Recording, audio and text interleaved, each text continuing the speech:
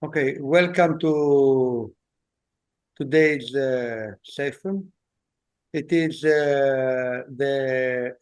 for the opening seminar, as we call it, for the program Working and Local Communities, where we started it in January of this year, 2024, and it will be developing for 4 years until the end of 27, with many issues and many events that you can see them in our site. We have, as we write in the brochure that we had, we will have 3 parts in that. There will be, first of all, a session with Lydia Matthews, who will be the coordinator of the 2 panels for our keynote speakers, Jez Hastings and Clare Qualmann. Lydia will introduce them with their affiliations and their position later. Then we will have a panel with having as a coordinator Nina Felshin and with the artistic partners of this project. And then there will be me, Geert, and myself. We will coordinate the third. In all of them, there will be open discussions after that. In the third part, it will be like an introduction of what the program has to offer and be offered by you. It goes both ways. Geert? Yes, first of all, Lydia, thank you so much for being here again. I remembered our first walks in Delphi so many years ago with Made of Walking, and then culminating together with the decades of work that Yannis already did with Visible March in Prespa, in our walks in Prespa, where you brought so many people.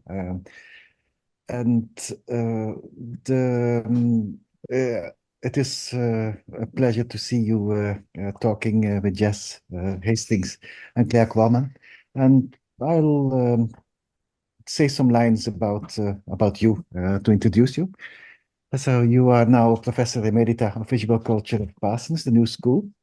Your work involves often participatory walks, exploring how contemporary artists, artisans, and designers foster critical democratic debates and intimate community interactions in the public sphere, often in response to a variety of urgent global and local conditions in their daily lives. You have lectured and curated numerous exhibitions, community-based urban festivals, and multidisciplinary pedagogical exchanges in post-communist countries like Georgia, Kazakhstan, and the Czech Republic, and Turkey, Greece, and in New York. It's all about community today. It's community that inspired Yannis for decades now to bring people together in Prespa, students and locals, to walk together and to learn in a space that is a shared space, a space beyond the walls of a traditional school, and as well as a space of creation and imagination, what we try to do in Made of Walking as well. Specifically in the Prespa encounters, we chose not to have just one curator, but a group. There's a collective to work always together, to go beyond this individual authorship, which is, I think, is an important element for today in our world. This topic of community will be now discussed and delved into with Lydia, who will speak with Jez Hastings and Clare Qualmann, followed by further talks later on. Lydia, it's all yours. Okay, thank you so much, Yannis and Geert. Is the sound okay? Everybody can hear okay? Mhm. All right, great. Thank you. It's really an honor to be part of this ever-expanding group. It's really thrilling to see the various places from around the world that are appearing in the chat. And I think it's really indicative of the not only the history of this particular group and in its origins, but also the potential of it for the future to really act as a kind of unifying methodology for so many different kinds of people in so many different places. So I'm very happy to be part of all this. I think all of you probably know this. If you're here, you probably at a conference that's called, or a seminar that's called Walking as a Community-Based Practice, you probably know that this term community is something that has multiple kinds of meanings. And it's a term that gets used very loosely, oftentimes, and especially when we're dealing with people from so many different kinds of walks of life and so many educational, the products of so many different educational systems, there really can be a lot of different things that we think might be associated with community. And perhaps we'll get into that more as we hear from our keynote speakers today, both Clare and Jez. I know, one thing is for sure, and as I teach socially engaged, or have for many years taught socially engaged artistic practice, one of the people who helped me the most in opening up the understanding of how there are so many ways of defining community was the writer and curator Mi-Wan Kwan, who wrote a fabulous book in 2002 called One Place After Another. It's probably familiar to many of you, but she complicated this idea a lot and talked about the ways in which we come from specific communities. She called these mythic unities, like the community of women or the community of Athens or the community of whatever. And we all know that whatever community that might be, the mythos of it is that there are multiple communities in any one of these things. And then also, I think a lot of times we know that as cultural workers or as artists, when we go to different places, we often also come as a kind of outsider to a particular site or a particular cultural context. And then it really is our challenge to think about how to work in relation to the people and the place. And so that's a kind of other way of thinking about community that oftentimes involves collaborations and thinking about how do you think about collaborating when you're in amongst people and ideas that are not ones that you've been raised with per se. And then I also think she has done a great service to talk about how there are also these things that she calls invented communities, which are, the products of the fact that when somebody is making a work of art or when somebody is organizing an exhibition, what ends up happening is that you have a temporary group of people coming together and you meet one another, and that forms a community. It might only be an ephemeral one, or as she says, it might be an ongoing one where whatever is done ends up being something that is built upon. And I would say I feel lucky to be in this role tonight to introduce Clare and Jez, because the way in which we all met each other was through the ongoing invented community, if you will, that Yannis and Geert have been so instrumental in assembling.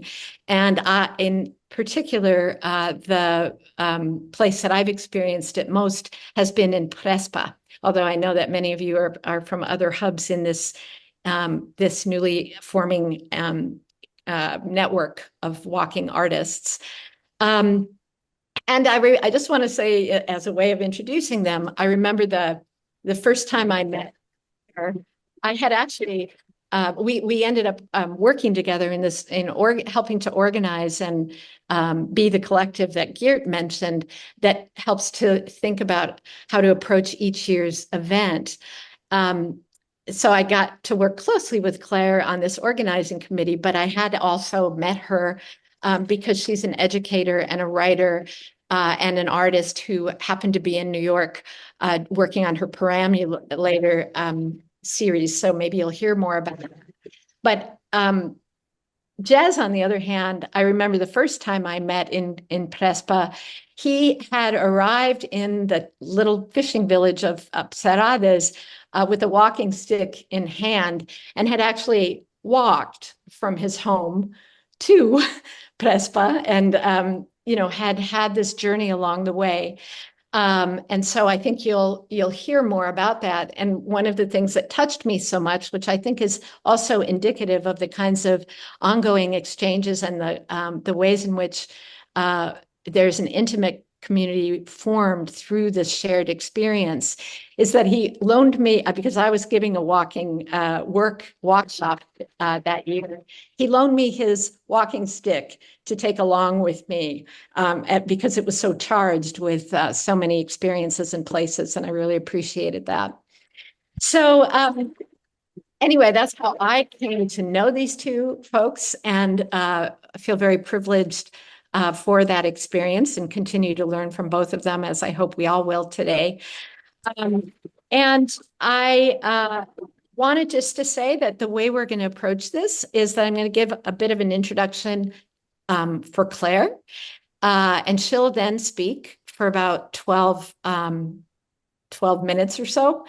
And then if anyone has any burning question for Claire, please put it in the chat, and I'm happy to moderate any probably more factual things at that point if you want more clarity, because we'll, and then Jez, I'll also introduce just before he speaks, and he'll have about the same amount of time, and then ultimately we'll open it up for a dialogue, perhaps first between the three of us, and then open to whomever wants to participate. So please do use the chat if you want to kind of record, if you will, the questions that are arising for you. But know that we'll all have a chance to get involved as time goes on, and hopefully a lot of the ideas and discussions will be prompted through hearing about their positions as walking artists in the world. So Clare Qualmann is an artist and a researcher whose work focuses on participatory, site-specific, and experimental modes of creative practice. She's has many intersecting modes of making. One is creating walks. She's also co-founded the Walking Artists Network. She has published books and has been teaching how walking can be all of these things, how walking can be a medium to explore the interconnections between art, activism, and the radical potentials of participation. Ongoing projects that we may hear more about this evening include East End Jam, which is a walking and foraging and preserving project that celebrates the unexpected fruitfulness of the urban environment. And some of us know her work as a co-editor of 2 volumes of Wander Scores published by Triarchy Press, or perhaps through her COVID-19 rapid response project that was called Walking Publics, Walking Arts. That Wander Scores book was one that many of in Prespa, and she managed to get everybody involved doing all kinds of unusual choreographies through the town, and sharing what was both a eye-opening and also a rather humorous experience. Qualmann is the associate professor in contemporary performance at the University of East London, and I very much appreciate how she helps us basically reframe, slow down enough to reframe the familiar, the quotidian, the things that we typically overlook, and have been inspired by the ways she talks about how both teaching and learning, and I kind of imagining art practice as well, can be understood by using a metaphor from gardening, namely one of composting. So not aiming to go above and beyond, but rather by exploring what is below, between, and within. So I hope that we will hear more about how she looks deeper, how she slows down, how she digests, nurtures what's already there. And with that, I'm going to turn it over to you, Claire. I'll talk a little bit today about my work through a series of projects that explore different kind of themes that have a connection with the Walking Arts and Local Communities project.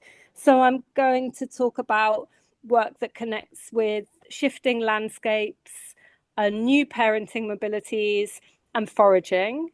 And I'm going to try and talk about some of the broader themes that are behind those and connecting through. So I'm going to begin with work that began my connection with walking as an artistic medium. So in 2004, I was working with the artists Gail Burton and Serena Corder on a kind of collaboration that explored our local area, the East End of London, where we were all living and working. And these kind of really simple maps explored our everyday routine walks from home to work, to each other's houses, to work, to our shared studio, to the swimming pool, the market, the supermarket, and so on. And we took that kind of shared zone of activity and tried to kind of define it as a space within which to explore.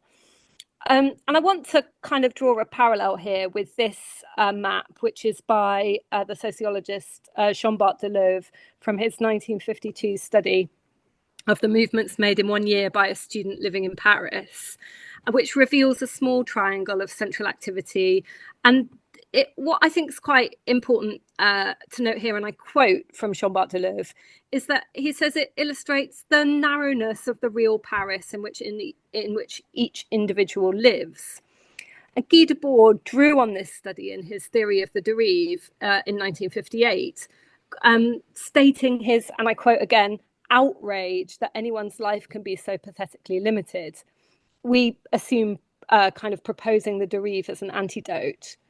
But rather than taking our triangle, or rather our hexagon, as hopefully you can see this kind of shape here, and using the dérive and other means to explore beyond it, we instead used it as a boundary to explore within, seeking to step aside from the absorption of the day-to-day and look afresh at the spaces that we had considered familiar.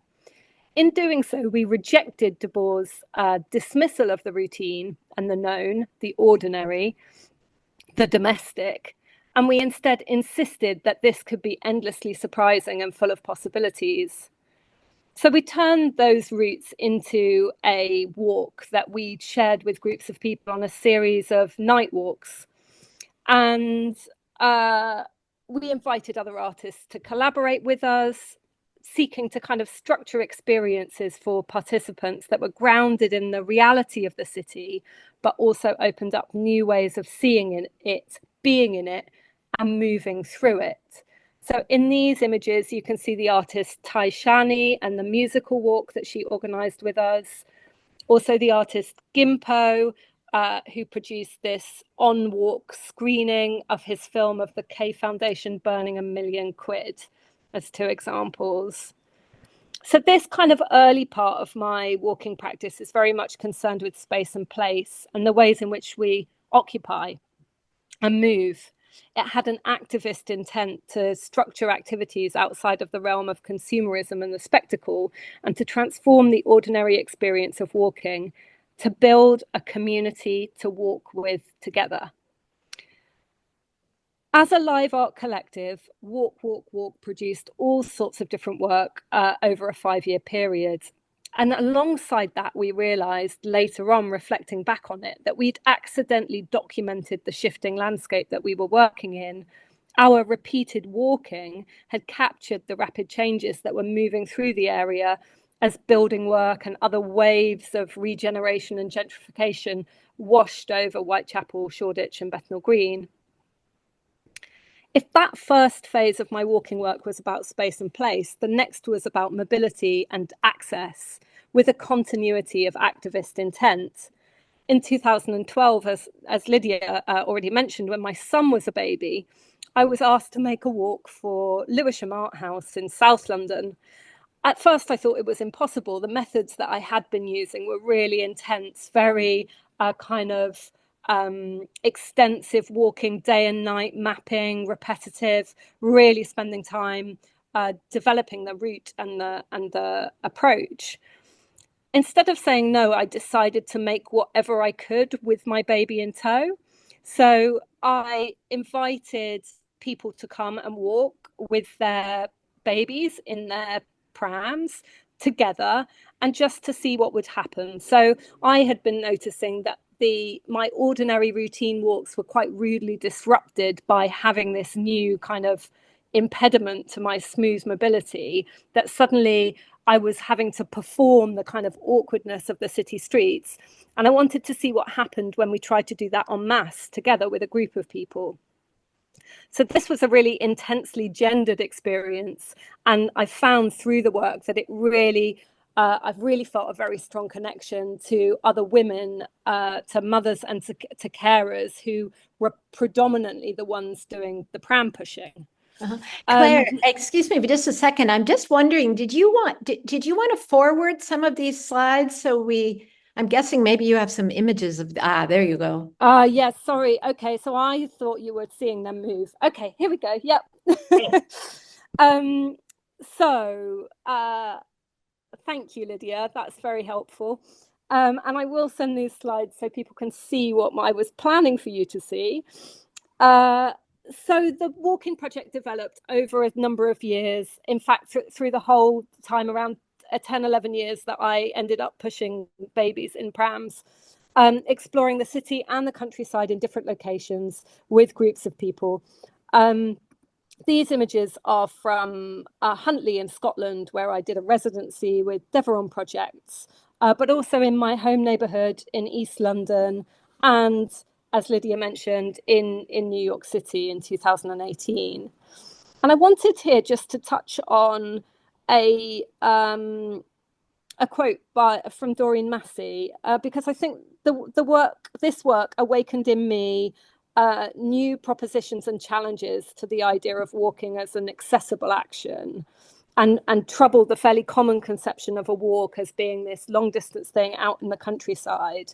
So Doreen Massey says, mobility and control over mobility both reflects and reinforces power. It's not simply a question of unequal distribution, that some people move more than others and that some have more control than others. It is that the mobility and control of some groups can actively weaken other people. And this was felt particularly true when I was working in Huntly, where the small town was ringed by a dual carriageway, a major road that cut pedestrians off from access to the surrounding countryside and its footpaths.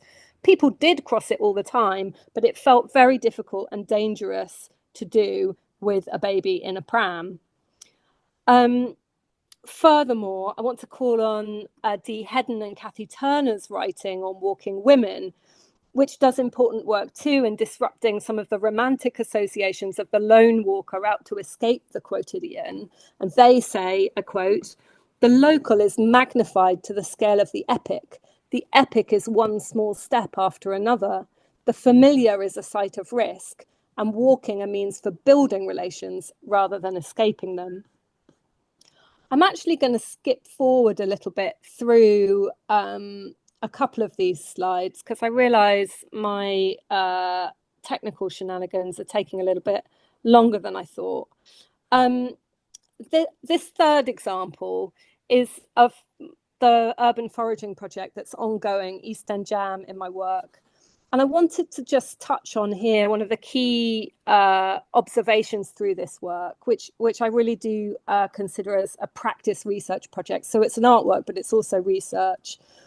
And think about how walking in this work creates a temporary community, much as Lydia mentioned, and provokes embodied explorations of food, access, and nature in the city. So it's relational and it's activist. It considers the instigation and facilitation of a real world activity with convivial moments that the literature, discusses really have this potential to build community. The activist stance in this work really hopes that through learning about and practicing plant identification, picking, preserve making, participants will take away new skills and the confidence to kind of enact them themselves again in the future. I'm going to skip over this too, because I think it's something that we might come to in our discussion around critiques of social practice artwork that are criticised for their creation of exclusive experiences for audiences with cultural capital, while kind of simultaneously presenting cosy images of diverse groups of people doing community kind of actions. And I just want to then sort of touch on, to close, by talking briefly about another realm of community, again, that Lydia mentioned, around building a community of artists and the community that the emergence of a new medium can create. So in 2007, I was part of a group of artists who founded the Walking Artists Network with a goal to kind of ask questions about walking as a new artistic medium and how we might connect with one another to generate new critical discourse around the work. So since then, with the support of little bits of funding, of collaborations and partnerships, we've sought to kind of, I've put a lot of my creative energies into this, and I really consider it an important part of my creative practice, is the building of community around walking and community-based practice. So emerging from the work with the network in 2013, again, as Lydia mentioned, are these two volumes of Wander Scores, Ways to Wander and Ways to Wander the Gallery. And then also the Walk book, which with Dee Hedden, Morag Rose, Maggie O'Neill and Harry Wilson, we developed as part of a project exploring creative walking under lockdown restrictions in the UK. And I'd really like to point people at checking out this project website, because there's a really amazing collection of resources, reports, walking art gallery and publications linked to there, which I hope are super valuable going forward. And then my kind of very last slide, these are some quotes from the public survey that was conducted as part of that research project, which really speak to the theme of building community. And these are people talking about their experiences of taking part in creative walking activities during lockdown. And they say things like, I've been really surprised by how much I've come to love and appreciate my local area. My walks used to involve a drive to somewhere. My daily walks have enabled me to see beauty in the small things. It's really made a massive change to my life. And the key findings from that project really include the positive potentials of participation in creative walking as the way to build community, to reduce sense of isolation and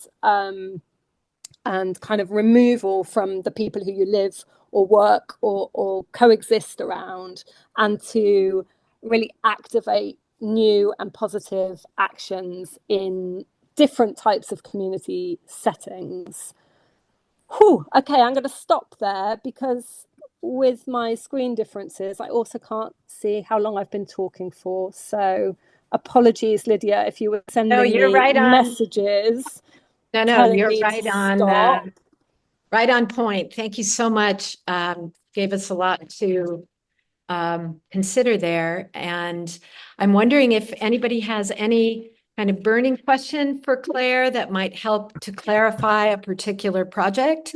If you want to put your name in the chat right now, or let me know that you are interested in asking a question of Claire, please do. But do know that we will return later for more questions after hearing Jez. Anybody in the chat? I don't see anything. Okay. Nope. All right. And thank you, Claire. As you said, you're going to send some links as well. So now we'll hear from Jez Hastings, who is a walking artist, also based in the UK, who draws on multiple sources and also life experiences in his work, as I think we all do. But his are very specific and unique, of course. These include things like journeying through Europe on foot in his youth. And as I mentioned, that's how I first met Jez, even as an adult, walking throughout the European landscape. But also by working for 15 years with people such as R.J. Gregory and Dario Fo in Word in Action Dorset, which maybe some of you are familiar, maybe some of you are not, but this is a radical theater and storytelling practice for which he ran workshops throughout Europe. And I'm sure Jez might say a few more words about that.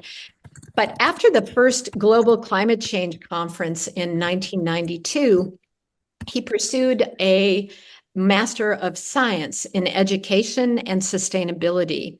So he continued his peripatetic walking arts practice by engaging with rural communities about their lives and their surrounding landscapes.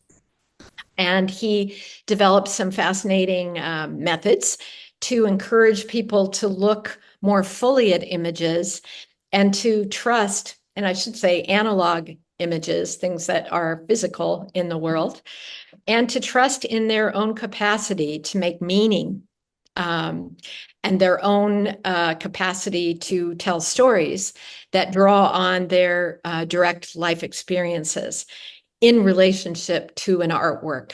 So not so much giving it over to a group of experts in the field, but rather empowering people to discover their own capacity and agency in so doing.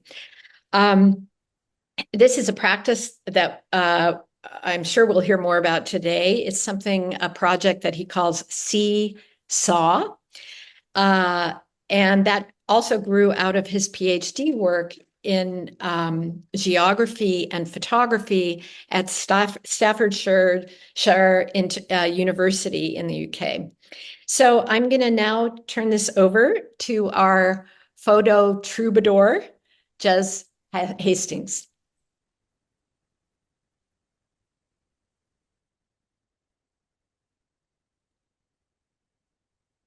Well, thank you very much. Don't know if there's anything else to say. You've already said it all, Lydia. And I sort of feel quite humble next to all of you people and Claire's experience and lots of other people. I just really, just quickly do. I haven't got any slides. I work normally analog, so it's all contrary to me, really. Just at the very beginning, I mean, I've been around for 64 summers, so I've got quite a lot of broken teeth and falling out bits and pieces. So this is the way of my life. Up until I was 17, I lived in 21 different places. So I then escaped the place that I was stuck in for quite a time and just had 2 years of wandering. And then I went to teach at training college, which there used to be in the 60s and 70s. This is when I first started to really think about what I was doing and who I was and how I was going to be. On the first day, the professor who was there had us all in a room. It's quite a small college, and he said to us all, we're sort of green nervous young people. And he said, you know nothing until the pupil has spoken. And that sort of worn with me as a sort of a little note in a top pocket somewhere that I pull out every so often. And it's sort of quite keen to my practice, a bit like a pocket knife, as it were. And he also said, the other thing is you got to light fires. So shortly after that, I joined Word and Action Dorset, which was a very radical theatre company that was a theatre arts and storytelling company that was looking at the ways that theatre could be in the community. This was before we had sort of access to other sort of community art. This is in the late 70s, early 80s. And I had the privilege of working with R.G. Gregory, who set it up. And as a result of working throughout Europe, also working with Dario Fo, you can look these people up. I'm just very, very aware that got shortage of time. Anyway, so we developed this idea that we didn't know anything until the people we were working with, the audience, as it were, told us the story. And then once the story was told, we were in teams of 3. Then we would invite the audience to come into the middle and act it out, which is absolutely hilarious because it was like a cartoon story. There was no props. There was nothing except for words and actions. And it got us into lots of trouble because it wasn't proper theatre. And the actors weren't the most important people. Of course, Greg and people like Dario and other people and Stephen Sterling and people were really interested in what is this. And I sort of lasted 15 years, and I was working out this afternoon how many sort of happenings, performances, whatever I did, and it was probably near on 5,000 times we'd actually did instant theatre, it was called. And then, as I then sort of left and I thought, there's a bit more to sort of the environment and the people I was meeting. So I was working in North Sweden with Sami people, and then right down in Morocco with Berbers, and then obviously in East Germany as well, before and after the wall came down. So I got really interested in the whole idea of environment and how we tell stories about the environment. And there's lots to talk about there, but I'll sort of draw a line under that. And then I sort of spent quite a lot of time trying to self-fund, because in the 80s, those of you who are English and British will know, and those who you're not may have heard of an utterly vile woman called Margaret Thatcher. And she took all the funding away from lots and lots of different arts organizations. And I decided that after that I would never be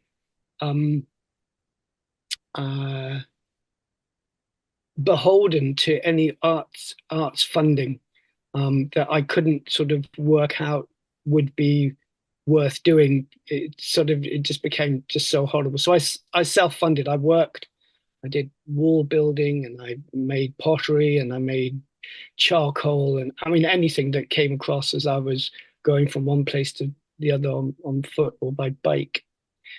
And then I got invited to, as a result of lots of different things, I had kids and got married and did all the nice things that one does in one's life as one's growing up. And then lived in communities and crafting, etc. And then in 2017, I got invited to the Caravan des Ânes, which was following Bob Louis Stevenson's Travels with a Donkey, which was going to happen in 2018. So it's quite recent history. And I was, I was walking, as an old guy walking long distances, white and educated, all the wrong things about walking art that people do, but that's what I am. And the people in the Cevennes had heard about me and sort of approached and said, "Can you come and walk this as a monument with us, because this is the last time this is going to happen. The donkey traders are going to be finished because of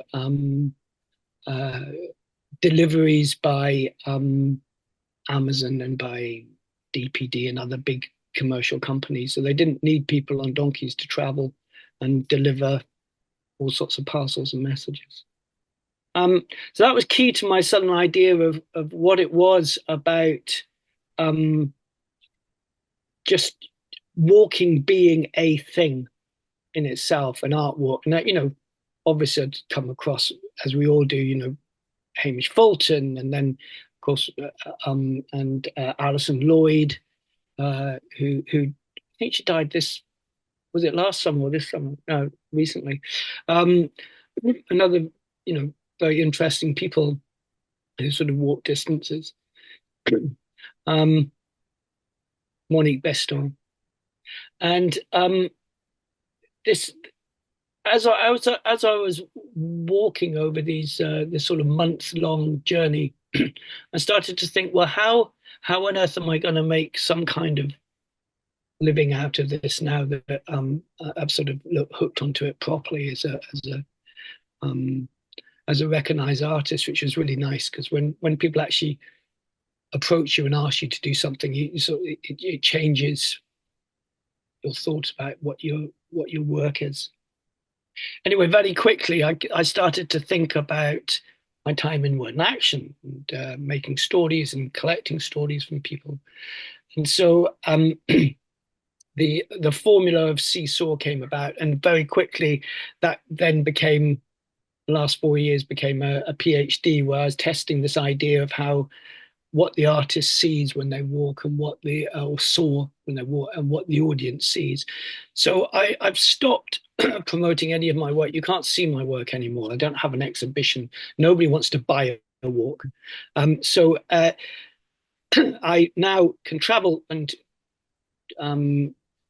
discuss my walks and get people to tell other stories about the images that I make. So they will have, we meet in a circle, and we use the sort of instant theatre techniques, and we have slide viewers, and I have maybe 20, 25 slides, and the audience choose one and they look at it, and then I then say, well, this is the walk that I made from X to Y. These are the dates, and each of you has an individual diapositive, a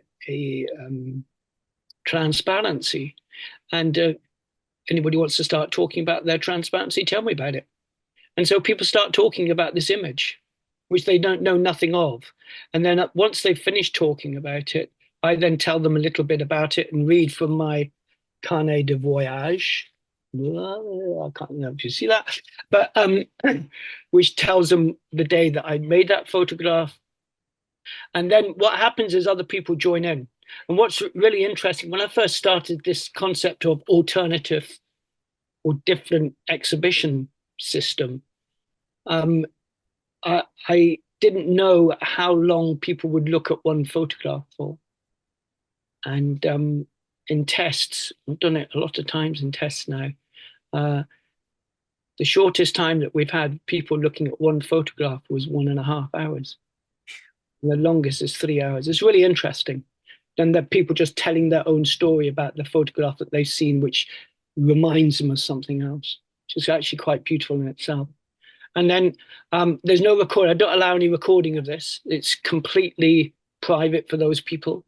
It's like a private view, and a very private view when they're looking at their own image, the image that they've chosen. I don't choose.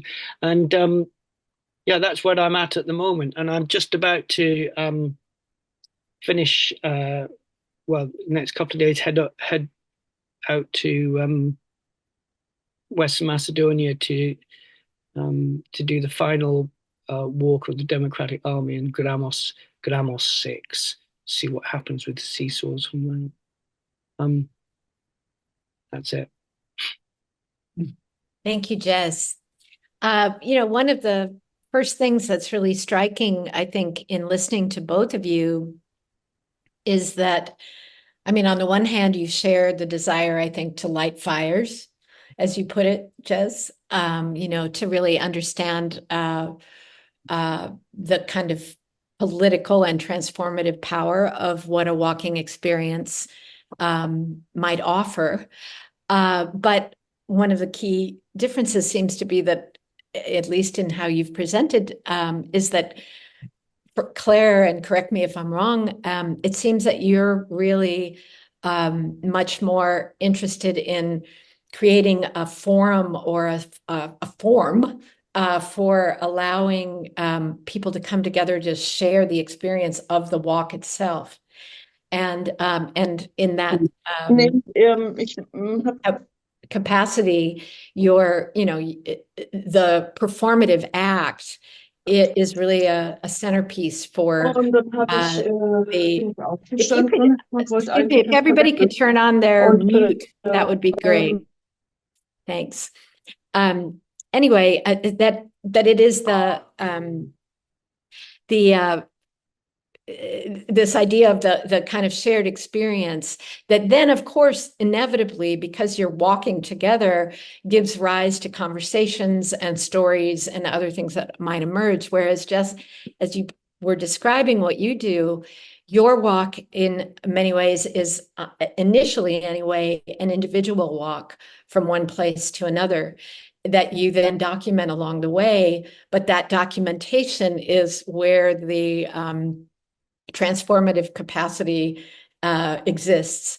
And so the interest is much more about that act of both documenting, but understanding that documentation is an open score, if you will, for others to make sense of, and to think about how they relate to your walk and your experience through their own lives and their own capacity. So I just wonder if there's anything that either of you would like to talk about in that way, because the contrast between both the individual experience and this collective enterprise seems really striking.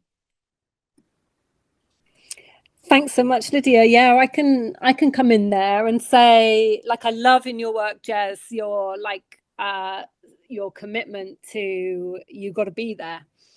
And definitely when I first started making work collectively with Walk,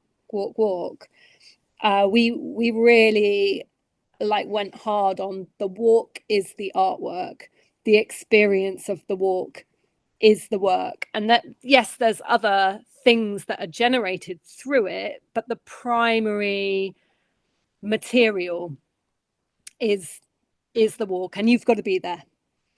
And I think there's something really powerful in that, and I think there's also something that relates to that in the slightly later work that I've done with the scores and the recipes for walking, which obviously have their own connection to kind of fluxus and conceptual art, around, you sometimes you put something into the world and then people make the work through their own experience, and it seems there's a resonance there.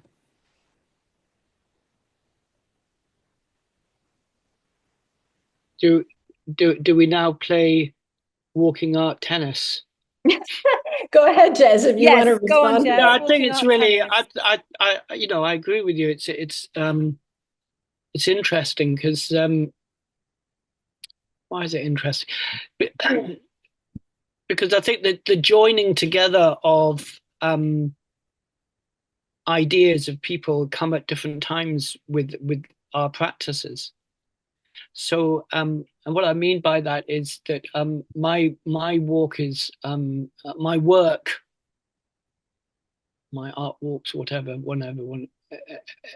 anybody wants to call it, are completely, you know, my raw materials. I've cut this down. I used to do loads of painting, and I used to do lots of pottery and making stuff. And I've cut my artwork down to just being completely reliant on time and light as raw materials. And when, interestingly, with the seesaw, it then becomes also time and light, because it allows the group that is gathered together, whoever they may be, also have time to think. And they also, because it's all analog, and in the same way, Claire, that you're in a way you're walking with prams, and your chip walks that you did, you know, were very analog. You know, they were touchy feely. They, you know, they weren't driven by anything on a screen or anything. And so the light, the analog of the transparency in a light box is also analog. And I think that's something that we both share in a really, I hadn't really thought about it before. And maybe I'm just being a bit too clever here, Claire, but I think it's a really interesting thing in the future for having another conversation of how we share the, you know, the ideas of the analog in our practices. Mm-hmm. I'm noticing that Nina, you had a comment in the chat. Did you want to speak out now? If it's okay. Sure. So I was thinking, Jez, as you were talking, that in the project where you gave an image to each of the participants to look at, that for me, there's a certain incredible generosity in you not pronouncing what the meaning of it is and letting others project meaning. And when we project meaning on something, it's usually based on our own sort of, I'm using the word baggage in a very general way, not to suggest it's bad stuff. And I think in some ways that's how a kind of fiction can develop, you know, it's their own stories. And I think that's a great form of participation. And I also must praise you for your analog work and mental position. I share it. That's all I wanted to say. Okay.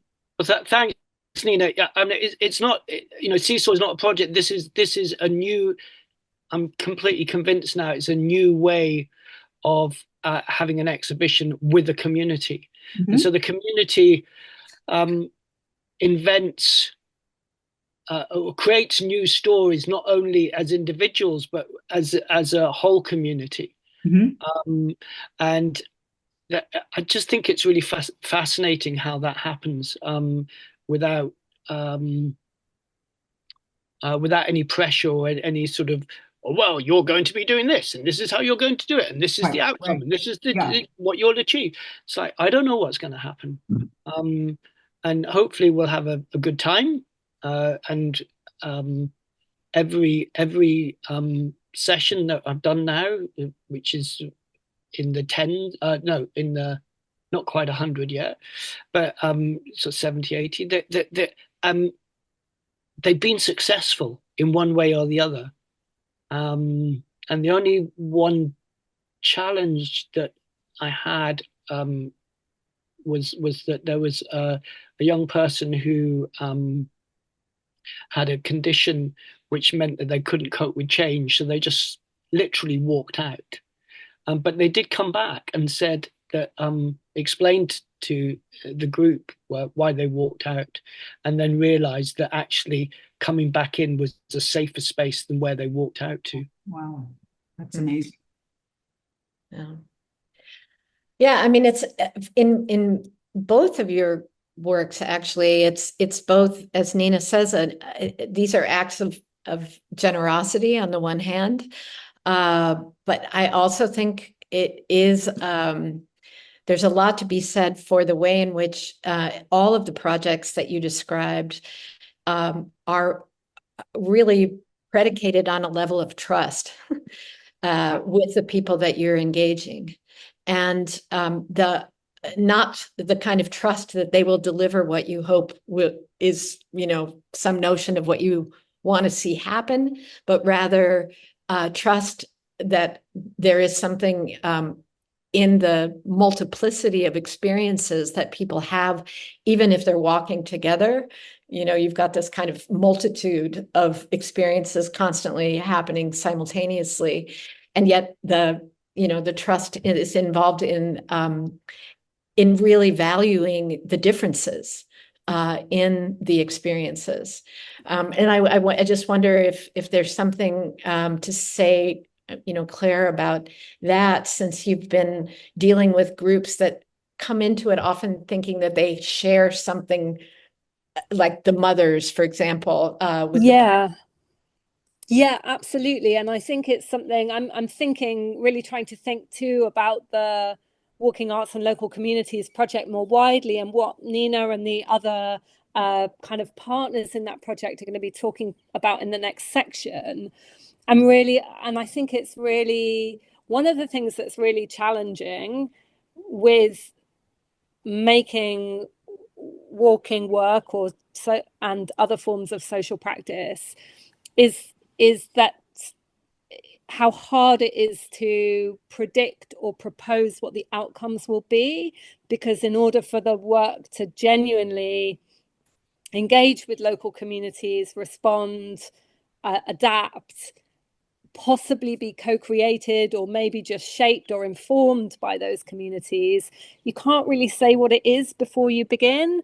And I think that's something that I'm finding now with sort of 20 years of practice behind me, is that I can see you just got to keep going, right? You've got to do something, and then you've got to keep doing it. And Jez, that really rang through in the way you talked about your work as well, is that you don't necessarily know that something is going to become a thing.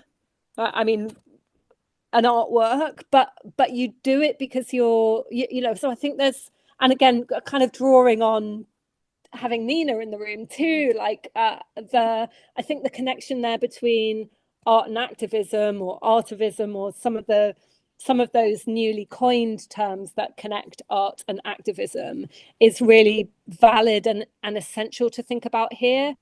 Because what are we asking for these artworks to do? We do need to take care, again, like Jez said, that we're not being made the instruments of a state that wants to recuse itself from the responsibility of proper health or social care or cultural activity, or whatever the thing is that's lacking, that we might be kind of being inserted into communities to fill the hole of. Yet equally, the challenge for art to connect with people's humanity, and through that to demand better, more joyful, more creative, more connected, more community, because that's a human right, and at the core of what makes us human and what shapes our lives in positive ways. You end up with all of these really interesting and important tensions that you can't shy away from. And there are such interesting examples, I think, of spaces where that goes wrong. And you called on Miwon Kwon, who has a brilliant discussion of that, and there are many others too who've gone on since then to really trouble those assumptions. But I would want to take care too, as Jez said, not to play walking art or social art kind of ping pong, but also to say, well, what are we going to do? Stop doing it because it's too challenging or it's too hard? There's some kind of motivation or drive in artists and in activists, and I think in people who walk, when that Venn diagram doesn't always completely line up. Yeah. And that is a creative and caring and transformational energy. Yeah. one thing as I'm listening to you, Claire, and thinking about both of your projects is that I think part of the way you invest in the trust of the people that you're working with also involves, I think starting your project with a question that it's not just to be clever or to be, but something that genuinely you want to know. You want to learn from, as Jez said, you haven't learned anything or you don't know anything until the pupil speaks. This idea of these as a research practices, if you will, even though they might take many different forms. So I appreciate that very much about the kind of risk that is involved in practicing a walking as a question, if you will, and thinking about the fact that you're there doing it because you're trying to learn something, trying to experience something new, trying to challenge what you think is already the case. And that's the beauty, I think, of both of your works in focusing on things that are very familiar. It's a kind of defamiliarizing the familiar in order to see things with fresh eyes, consider new aspects of the self that can be, galvanized through an experience politically, often times, or poetically.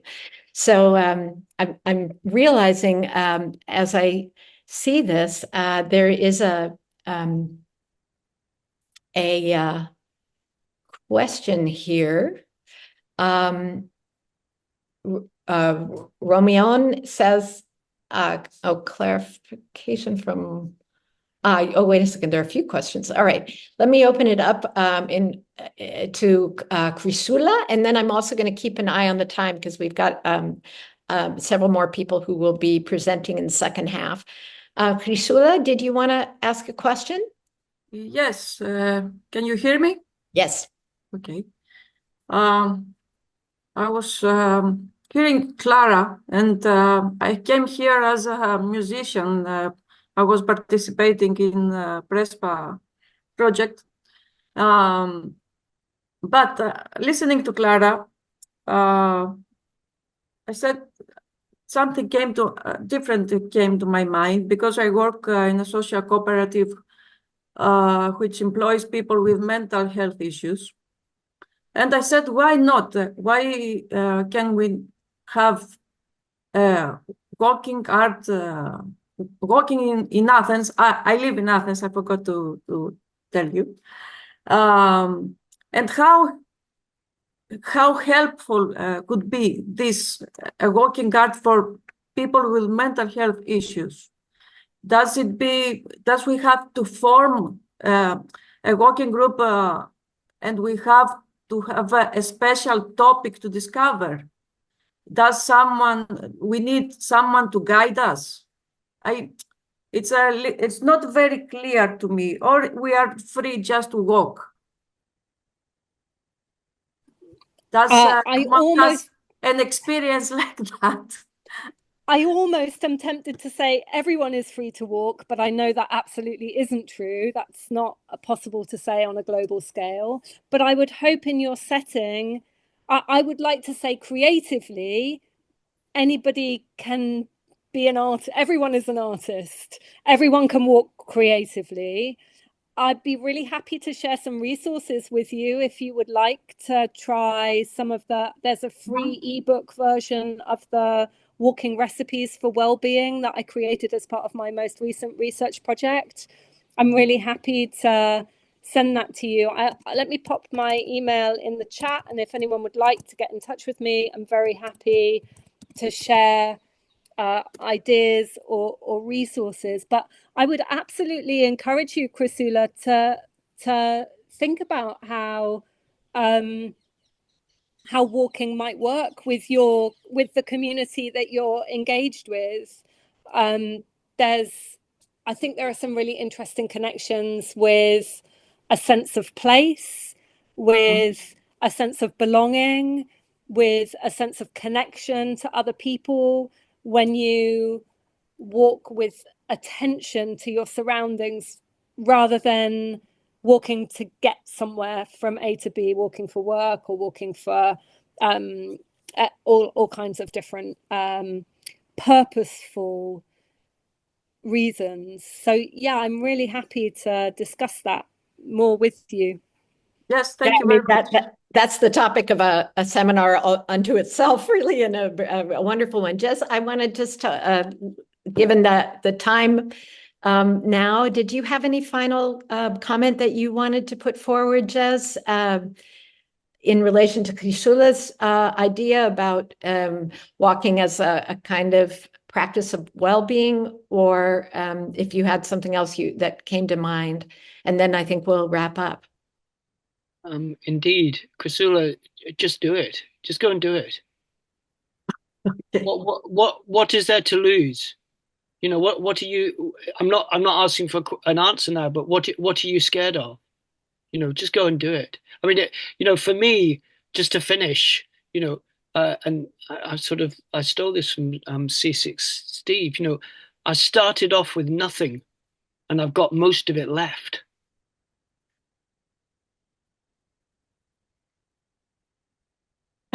Just go and do it. You're welcome. Thank you for Okay, that. thank you. All right. I know that we could go on. There's many more lines to draw through these two practices and a lot of things to discuss more. And I also want to appreciate the fact that people have been adding other ideas to the chat. So let's tap into that. But in the interest of time, I think we should pass the baton to Nina and part 2 of this event. Thank you so much for your attention, everybody.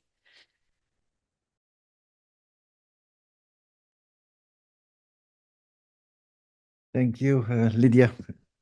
And thank you for opening up this way as the Nina, the Pinta, and the Santa Maria towards new horizons in community arts and walking. The second part will include representatives of our collective, our group, that is transforming this walk project into a 4-year journey. Not everybody will, in this incredible and very big team, will talk tonight, but some of our team will discuss together with Nina further, deeper, their relation to community and their practice. First of all, Yannis, may I ask you to introduce Nina to us? Thank you, Geert. I have Nina Felshin is a curator and that I have met in New York, and we have worked many times together, and she has been an inspiration for me. And actually one of the reasons why I was able to interpret what happened in Prespa. I met Nina in 1999, 2000, 2001. We made several projects in New York, at Wednesday University, and then when the visual march to Prespa started, I invited her in Prespa, and so we have a long time relation by now. Nina is a curator that has been working for more than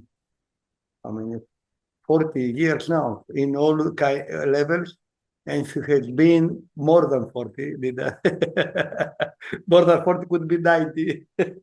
And she has been working very much with, she has been curating and in the work of Luyten, having a very important role at Wednesday University and in other venues that she has been, and also participating in very political activists and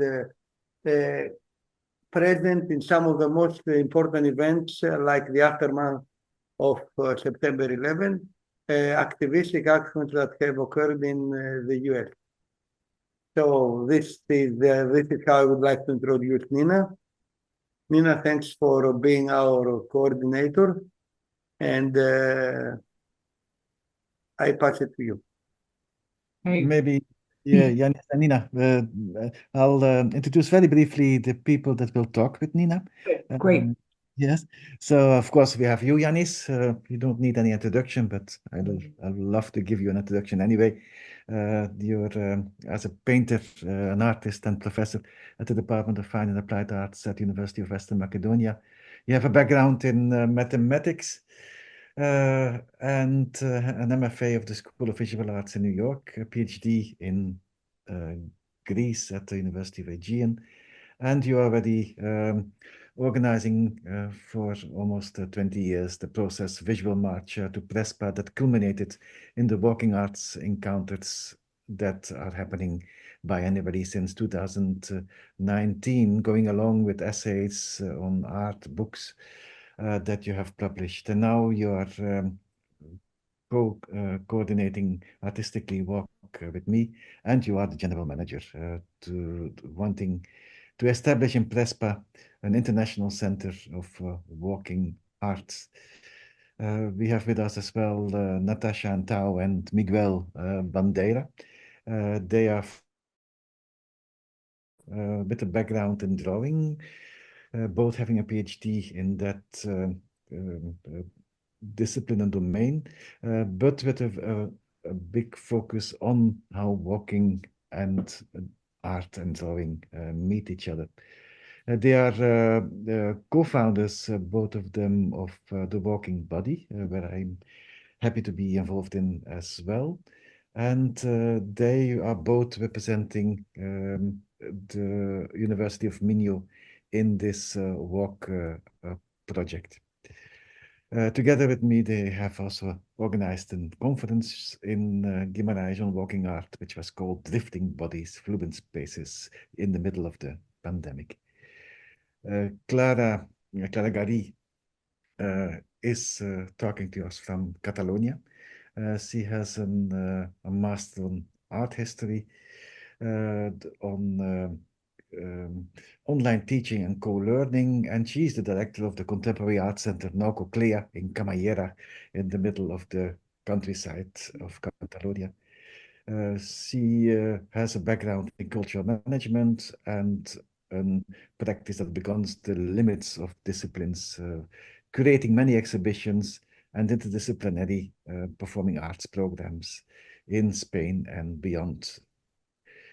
She is the artistic director of the Grand Tour, the walking art project she initiated in 2015 and happens yearly, and co-director together with me of the International Conference and Encounters, Walking Art and Relational Geographies, that happened twice till now in Catalonia. She also has co-directed and co-directs the educational project Shantidara Pilalilu in Jamalapalli, Andhra Pradesh in India. And she has published various articles and publications on walking art, life arts, and community and education. Andrew Stuck is talking to us from London.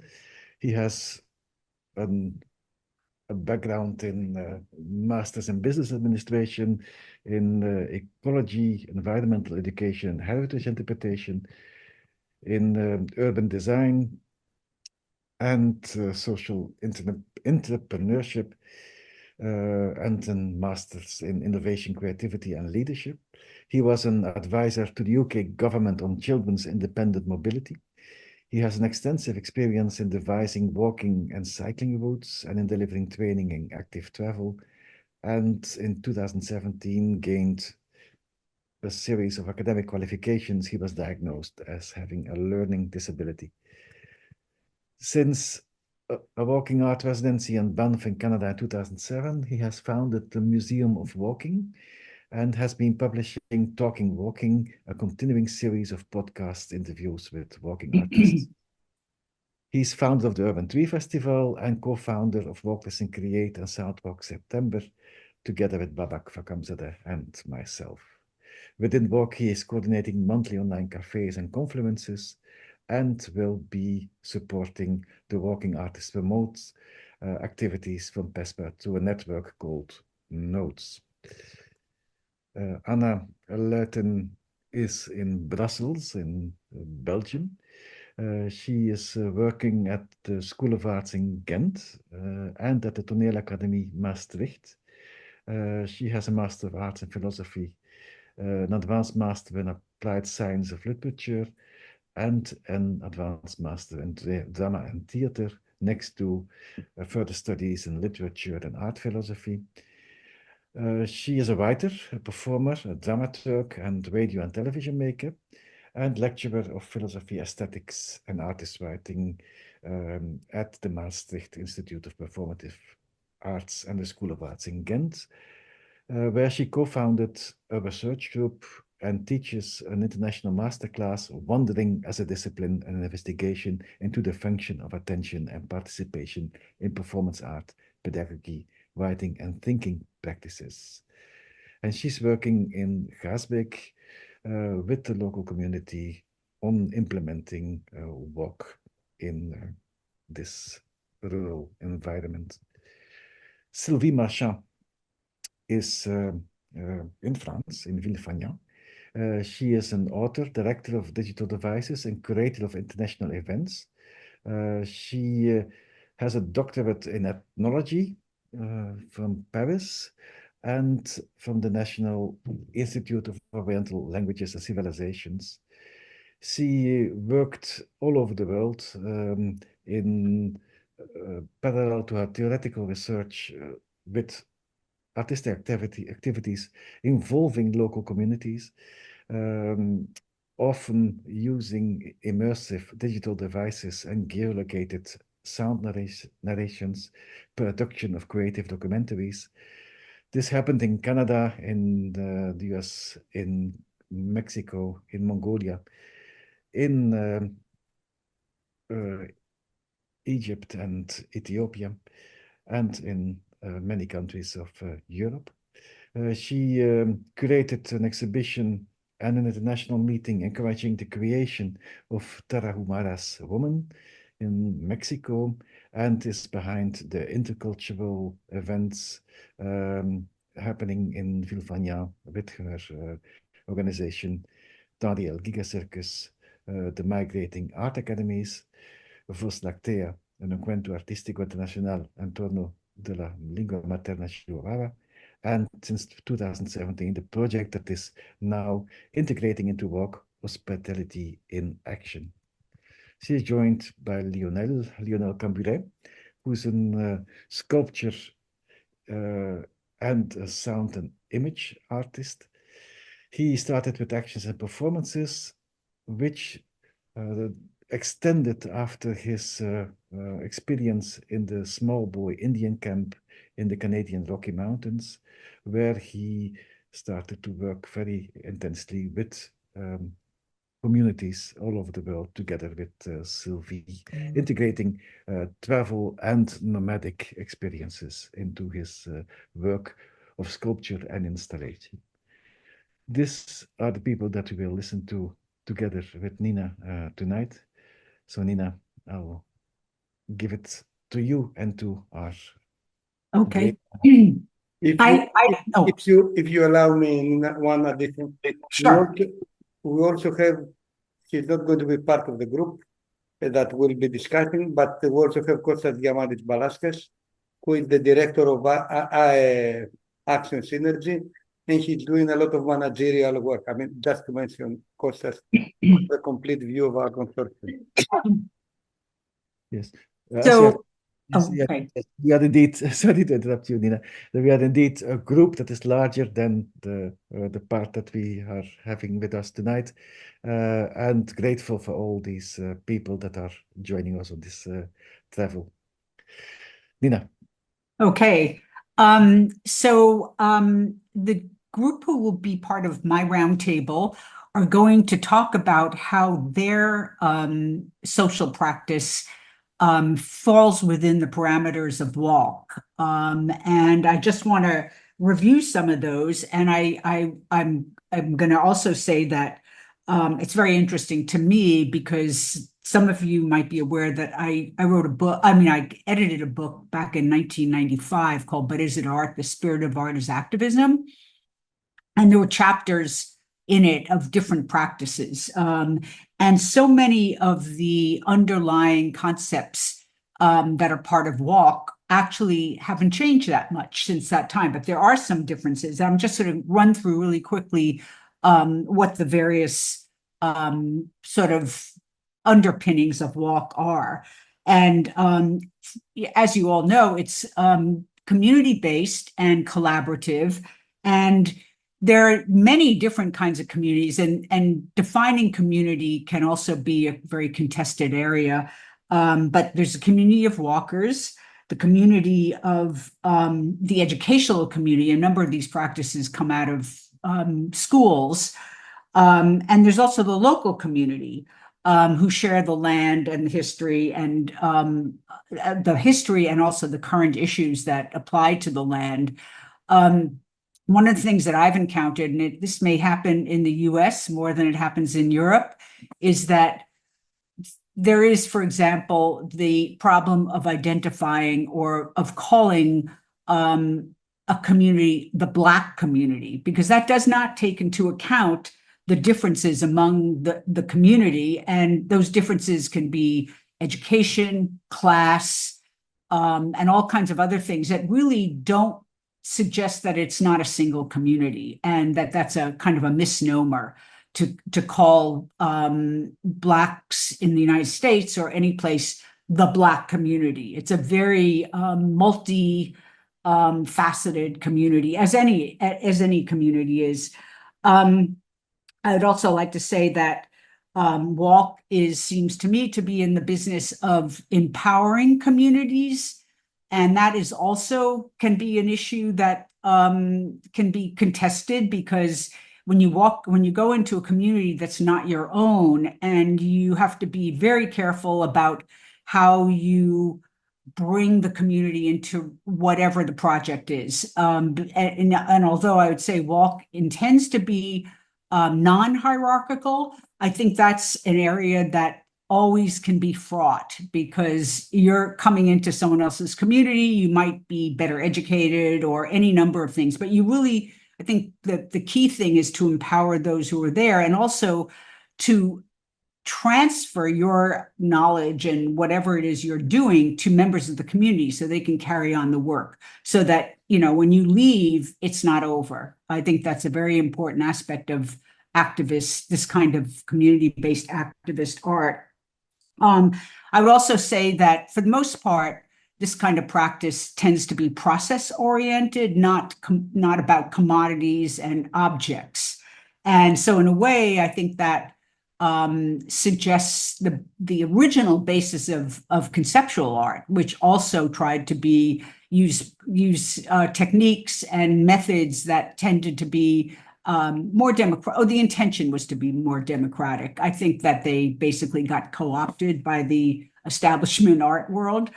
And I think that also one huge difference between the time when I edited this book and the present time is the use of technology. And I think that is very critical to all these practices, which in some ways is ironic, because the other aspect of social practice is human contact, which seems, kind of a contradiction in terms. But from what I can gather, there's a nice balance. And also, technology is also a class issue, because it's not accessible to all people. So there are a lot of things that have to be balanced. And I think from what I'm gathering, and I didn't explore all the partners' work, there is a consciousness of this and a kind of sensitivity to try to work those things out.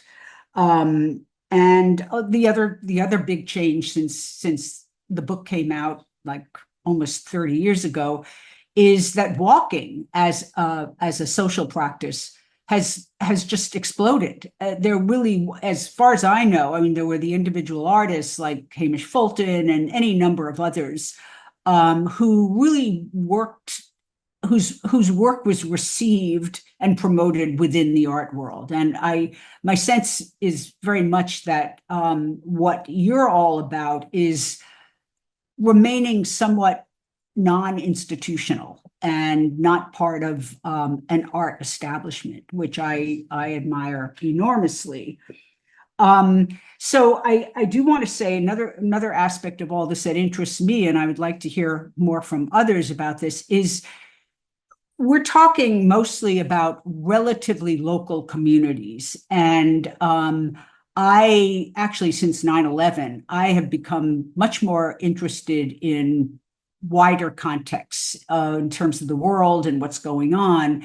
And as I was reading Yannis' recent post, I wanted to just quickly read a little section here, which I think is really interesting and speaks to this point that I'm just talking about.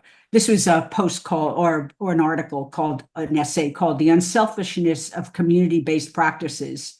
Community is an entity that has necessities. It is filled with visible and non-visible characteristics that have been imprinted in her body as traumas, wounds, and scars. How is it possible for anyone to be indifferent to all this?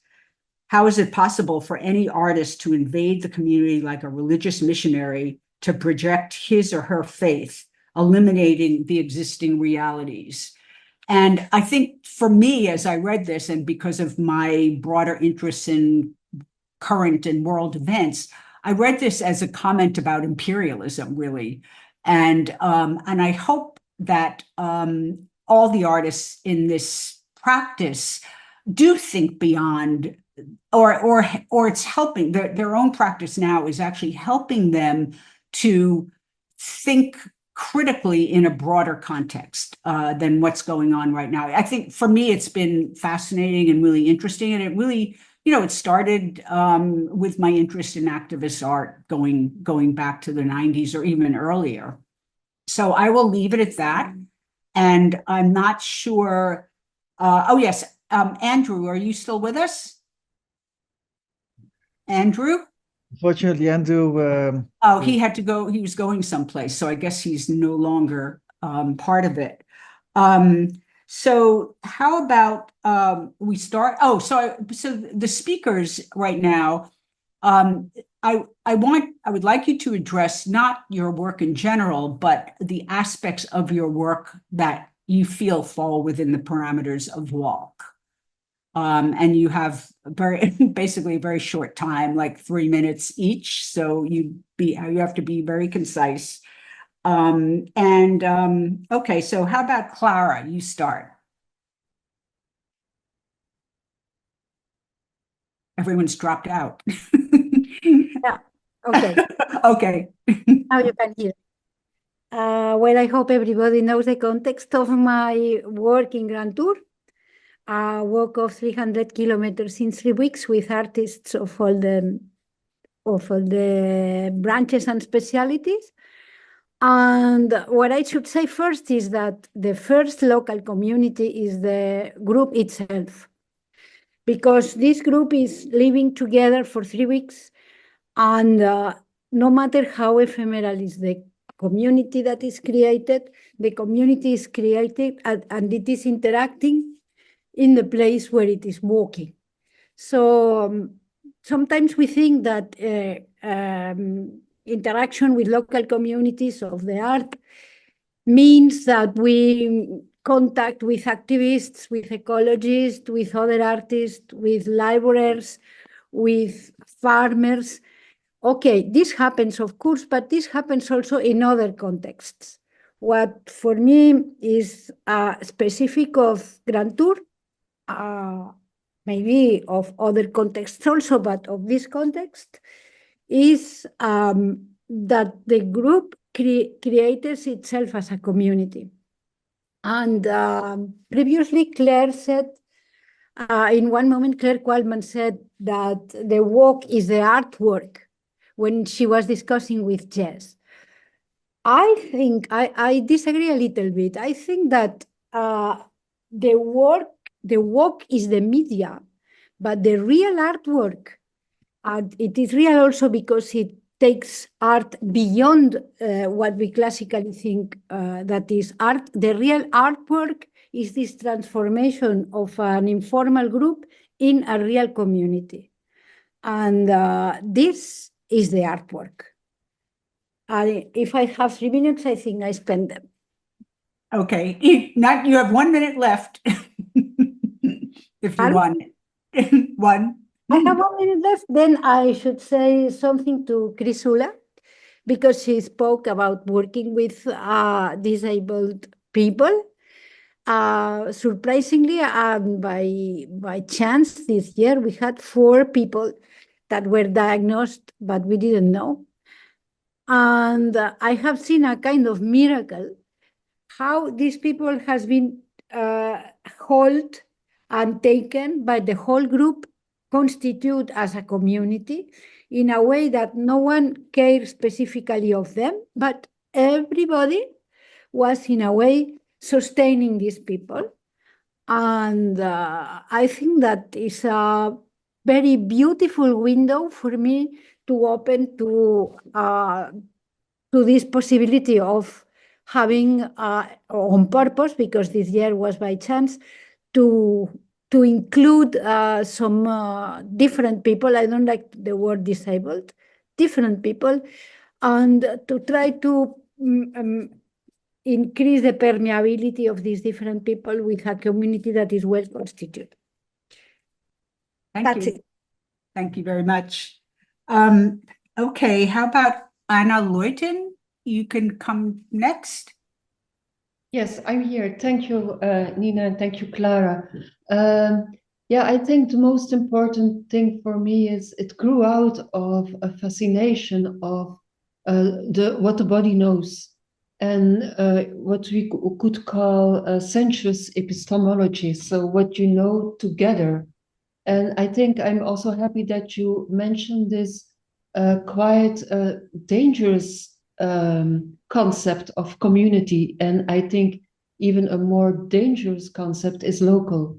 I mean, what is local? And it is, I think we have to fight also for give the local a broader definition than it has found in recent very conservative politics. That's number one. So I think my work in the schools, it is from changing a narrow gaze of knowing to a flexible gaze of knowing together. In French, we have this beautiful sentence or this beautiful word for knowing that said connaître. In naître is being born and con is being reborn together. I think this is what happens in walking, and also not only between people, but also in the landscape. So within the work with students, with schools, with thinking, philosophy, performance, I came into Gaasbeek, I think 10, 15 years ago, by walking from the city center to Gaasbeek. That's a walk of 3 hours.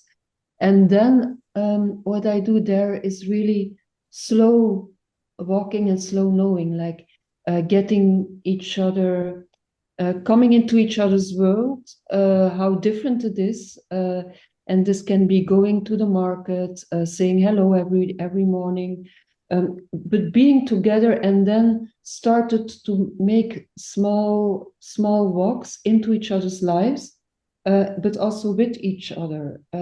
So not like what you said, Nina, this plunging in like a missionary. I don't think that walking arts has a developmental working, but it is really a way of being together and have respect for together. So I don't like neither the word like the people or the local community. There is no universals.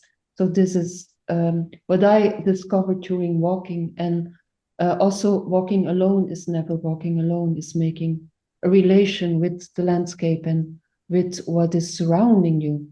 So it's also connaître soi-même, so knowing knowing yourself, but never on your own. So this walking and community and local has a lot of meanings. Because to give you one example, it came back in my mind when listening to Jez and to Claire. I was walking in Gaasbeek a few days ago from the city, and on my way, I started to talk with a guy who was walking after me, and he came from Gaza, and he was walking. So we walked the way he always walked, from his house to the school, but there is no school anymore. There is no house anymore. There is no landscape anymore. But we walked the same path, and this is for me also a way of finding local communities in a landscape and making new landscapes out of old. Great, thank you so much. Okay, Sylvie Marchand. Bonjour. Thank you. J'ai mis mon micro déjà. Bonjour, thank you. It's very cold here. I see some people very light clothes. Here it's the opposite. I didn't know I was a so-called walking artist, and I thank you so much, Geert, to welcome me into this project, because I realized that it's true that walking is at the center of my artwork, and this artwork is based in experiences of the world, of different cultures. First of all, I would like to give you 2-3 examples very fast, and finish with the piece we are doing, the experience we are making now with migrants. But so to start, I walked those 1,000 kilometers to Compostela. It's a pilgrimage, so I walked with pilgrims, and it's not local, as you know. You can start from anywhere in the world, in Europe, and this territory, this community is building up with time along the walk. It's interesting. Then I walked also with Mongol shepherds, and it's based, their vision of the world, of cosmos, leads them. They would be lost and they couldn't go anywhere, and they feel like they are part of the cosmos. And that's also very interesting to hear them, to understand their language, and to feel how much it's connected to cosmos. Then I walked also through the desert of Arizona for 8 months with migrants coming from South or Central America, in a beautiful landscape, in such a difficult trails. And here I experienced the dangerousness of borders, and which have no sense at all. It's stupid and mortifère.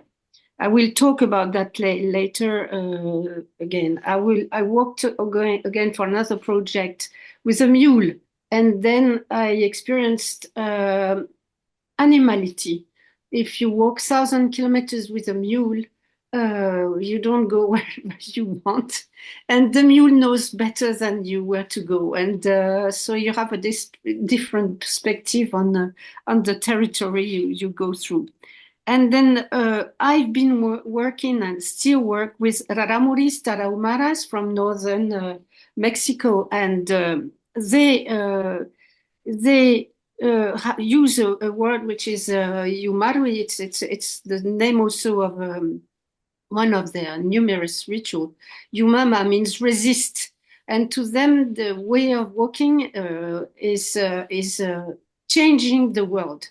So every time they hold a walk, they don't believe that they change the world, but they know that they change the world. I don't have time to talk to you more about that. And each of these things gave birth to different art piece that one is called Continent Rouge, and also a film that we have just shot and finished, Rota Omori. Then I also want to say that I walked 1,000 kilometers with Lionel, and that's how I not fell in love, but I understood that I could be spending my life with him because I experienced his rhythm.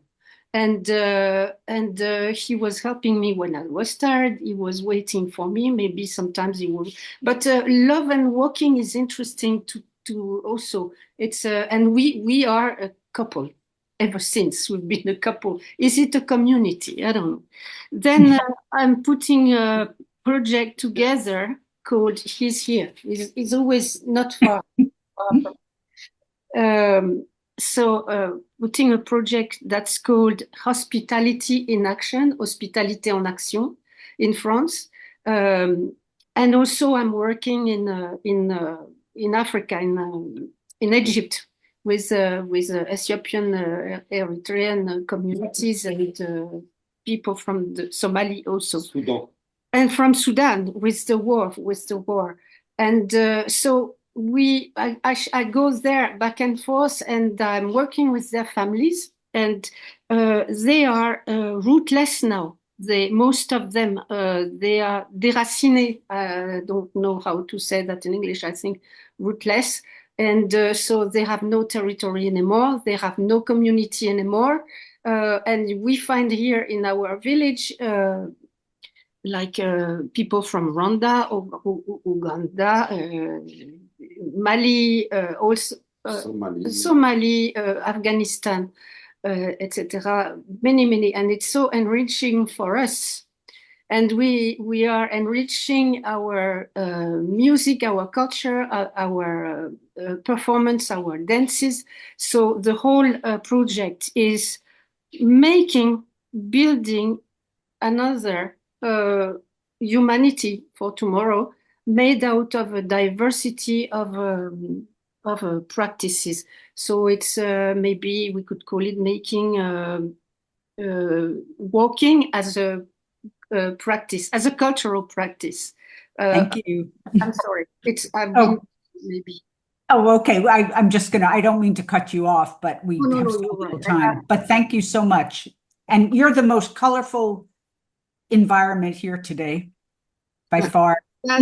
It's due to I take it from I started my life in a circus, so ready.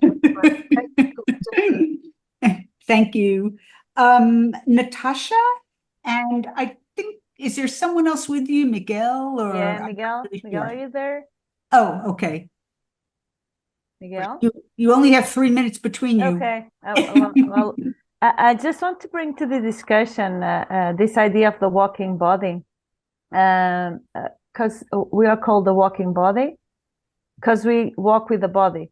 I think that we walk because we move, we travel around, yeah, but you can travel around your own room. Yeah, that's that wonderful book, Voyage autour de ma chambre. It's about walking, traveling inside the room for a long time. It's a very old book, actually. And the difference is you use the body to do so. So there's something particular about engaging ourselves as a full being in the process of doing something. You called me. No. Hi? No. So I think you, Nina, thank you for the introduction. You kind of went through all the subjects we wanted to share. So you already said everything about what we do. So the walking body is kind of this flexible and unstable community. Some of the walkers that walked with us are actually here in the Zoom also. I met some wonderful people during this project. It's an encounter for a full week. And it started because we didn't have a space to teach. It also started in a school. So we went outside, and although me and Miguel most studied a lot about walking and art practices, we kind of started calling people to come and work with us. So kind of it's this idea of doing something collectively that crosses over the local communities, the academic community, the place of the body, the other species that buzz around.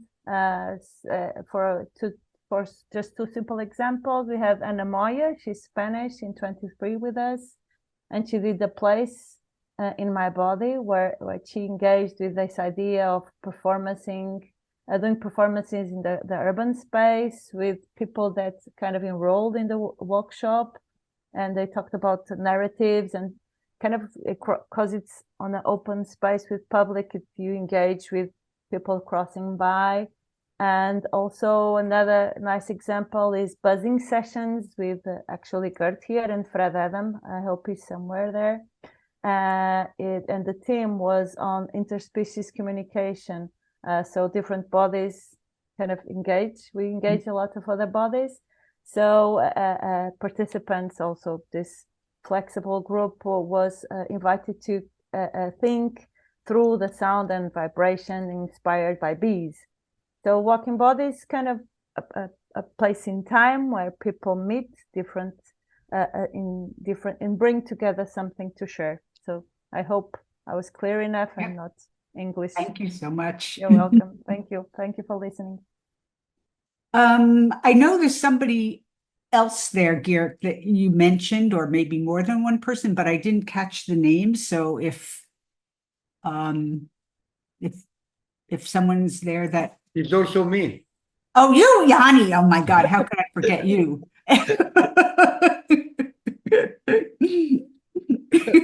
Go, Yanni. Thank you, Nina.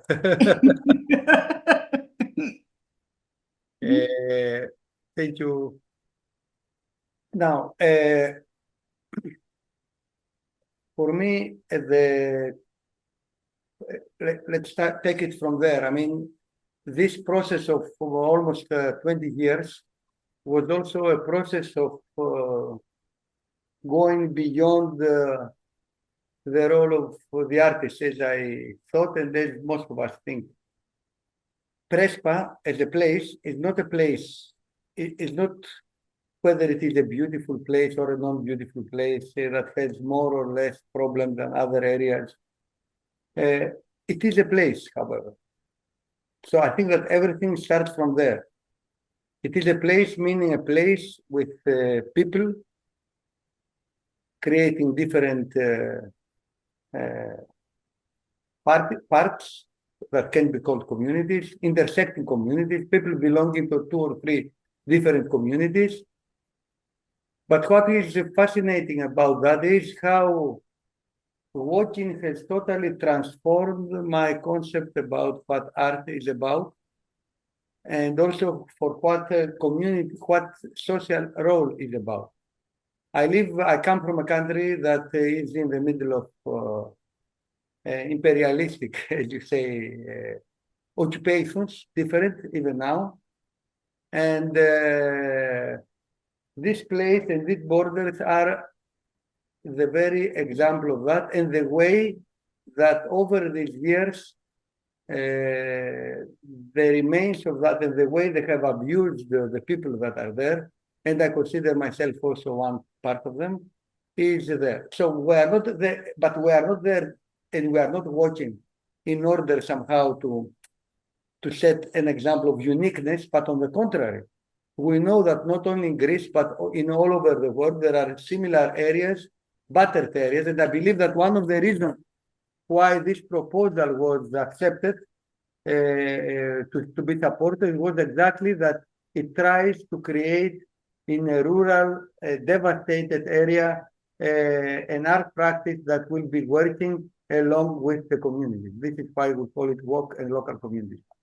So we have to focus on that. When we say that we try to establish an international art center, this has also a humorous, so to say, dimension, meaning that it's not so much about creating an institute, but giving an example of how,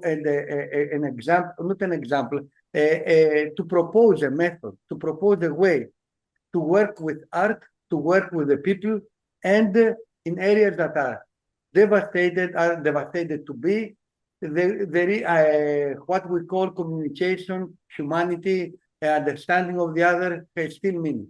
That's the important thing. And this is what we will try to do with that program. This Prespa could be now in Ukraine, it could be in Yugoslavia, it could be somewhere in what is Gaza Strip, it's everywhere. So it's not Prespa, it's not Prespa. Prespa is everywhere. And unfortunately, I mean, we never thought in 2019 that in the middle time of when we started it, there will be 2 more wars in the very vicinity where we live. Because Greece has that kind of thing. And maybe that could also create a difference between us and the other partners. We come from a country that is really in the hardcore of the Balkan area, in the area that has been abused and is still being abused from some of those who are called our allies. So I will not go any more political, but what I want to say is that we really walk in this area in order to see all these particularities, create prototypes of the art working for that, and how this can move beyond, and art can go back to what is called actual responsibility. This is why, despite the fact that I have been in other places, I have worked in other places, I want Prespa to be like a place of return, not of a sentimental return, but of return of practices, of engaging more with people. I spend more than 2 months a year in Prespa, and I want to spend even more. And this is growing up along the way. Thank you. And thank you for inviting me to Prespa in 2011. Yes, unforgettable year. Thank you all very much. I don't, wait, was there anybody else who is part of this roundtable? Okay. I just, if I can say just a few words, I just want to go back to Anna for a moment. During COVID, when people were not going out, and I've been a race walker for many, many years, like 30, 40 years. And Central Park, I live very close to Central Park, became like a refuge for me. And that's when I started talking to strangers. And it's not like I would just go up to anyone and say, hey, I'm Nina.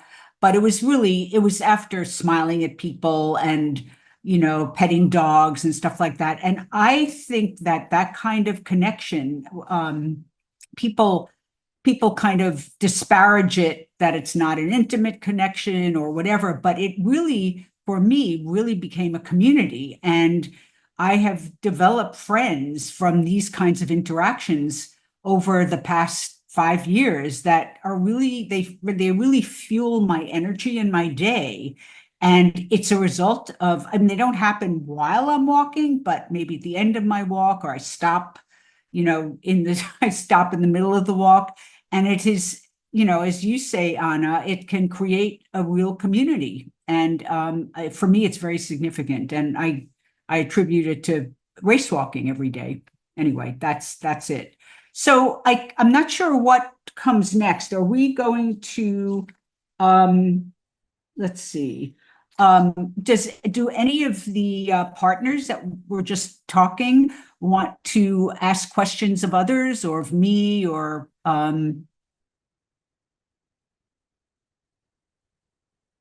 make any quick comments? So, okay, so thank you all. It was really a pleasure to meet you and to engage with you, and I hope I see you in the future. It's this whole afternoon for me has really inspired me to get to know all your work much better than I do. Yanni, what's next? Whoops, your audio's off, Yanni. If there are any questions in the chat, Nina? Oh, okay, let's see. Well,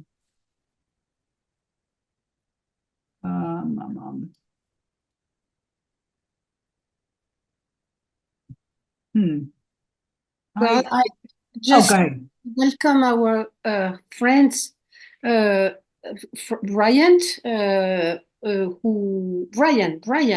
from Uganda. I'm so happy you're here, and I think someone else also from Africa. I mention it because we are so all white here, and it's nice to have other outlooks, other a diversity of culture among us. It's always so fruitful. Allow me to say, however, Sylvie, that we don't consider ourselves white in Greece.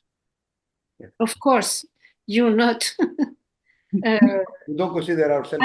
I don't consider myself either anything at all. In a different way, maybe. But thank you, Brian, for your comment, and we'll meet maybe. Okay. As I have the opportunity, I would like to state something about walking art.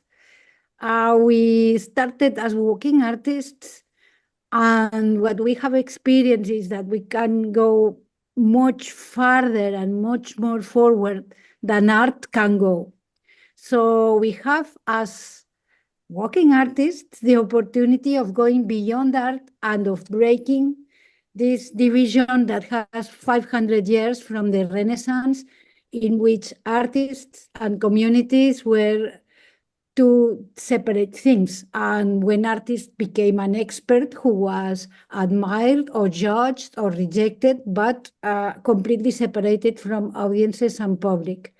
We have the opportunity, by the way of the art, and abandoning and betraying this way, in a way, we have the opportunity of leaving this situation and come again to the Middle Ages somehow, in which art was a matter of a community and everybody had its role. And we didn't only have the opportunity of showing, but of making everybody to be seen and to be visible. So let's stress that opportunity because it is our moment. Thank you. If Jez and Claire are still here, if you have anything you want to say, that would be great. It's just really interesting. That's a pretty boring comment, Jez. I know, but it is really interesting. I mean, I feel, when you listen to these colleagues, you realize I realize that I'm just sitting on the shoulders of giants. So thank you very much. Well, thank you too. I'm backwards and forwards because I'm actually cooking a birthday meal for our son who's 25 today, just back from Peru. Wow. It's exciting. Congratulations. Yeah, I'd just like to say too, I think what really comes up is some really strong strands that I would love to discuss and debate and elaborate on further with all of the partners in the project around what walking does, what its potentials are, what its relationship to art and creativity is, like all of these different understandings of community, the intersections of identities and what Sylvie drew on, and so many things I really feel fired up around borders and freedom of movement and all of these things connected here. So yeah, I feel excited to do more. Yes, it's great.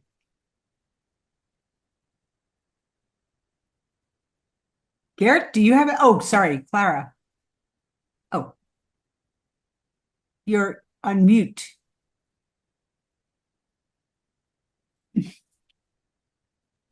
Geert, are you there?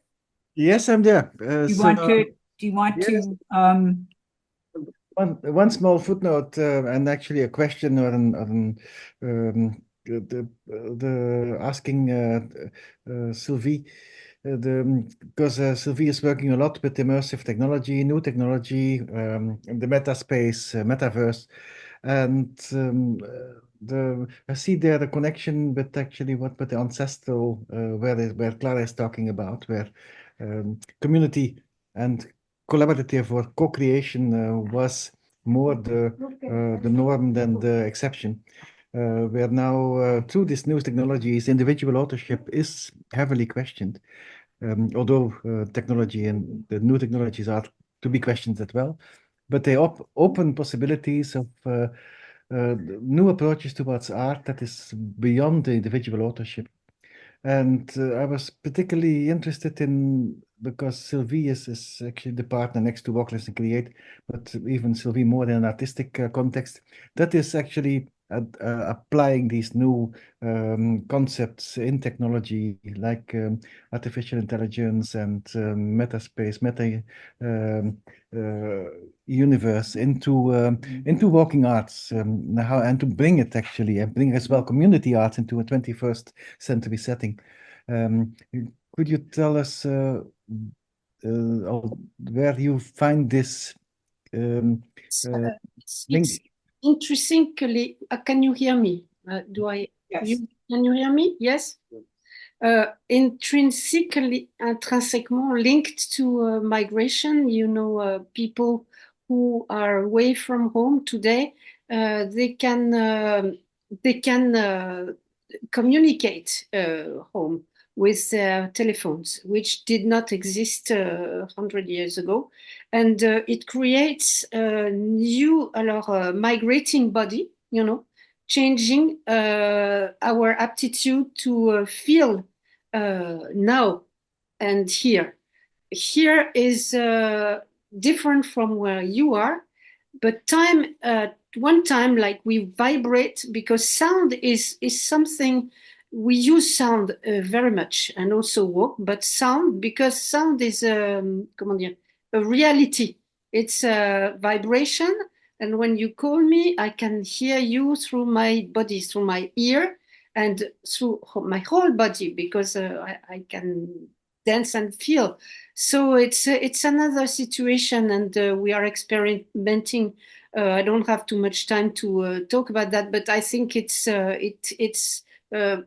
migrations, you know, les flux migratoires, the situation that are occurring now are beautiful, but very, very terrible at the same time, because we have people who lost everything, and we have to rebuild together. So community here is our village with, you know, Geert, with neighbors, everyday persons who work, and also artists who come here to experience this international experience of being together and trying to invent. This is inventing. We use walk, of course, to create links between the people the inhabitants who've been living here for several years, and the ones who arrive. And it's a link. Walking, you open, and it's very easy to create links. But then the new technologies are something additional. It's to the idea is to thrive and to feed and to use technologies in other ways, as for selling things. You know, it's way out of the comment dire, société de consommation. It's a huge effort, and it's very difficult, but also it's very important for the people we are connected with, who are, for instance, and war is in Sudan today, and being able to talk together at some point, to be human together. I think we are creating humanity, another humanity, and we use everything at hand. We have those telephones. I can hear your voice. You at the same time, not in the same place, but something is happening. I think maybe you felt it when you were here. It's a long process, and I hope we continue. And I'm very thankful to all of you, WALC team, to give us the opportunity to keep working with our beautiful team, Fred Adam, Jacques Bigot, Lionel Camburet. It's and other artists who come here. It's very joyful. Voilà. I don't know if I answered your questions. It's kind of a deep experience and work.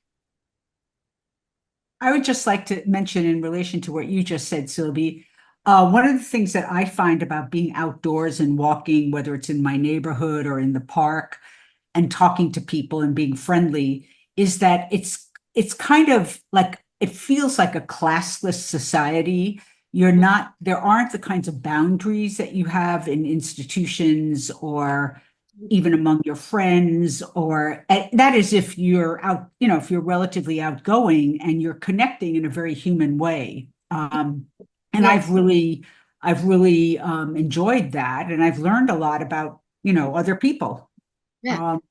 And the art today, l'art public in public spaces is growing for this reason, and we are also following that trend. And our place is comment dire, is officially called. We have this grant, ça s'appelle comment, le Fonds d'incitation territoriale, d'innovation territoriale.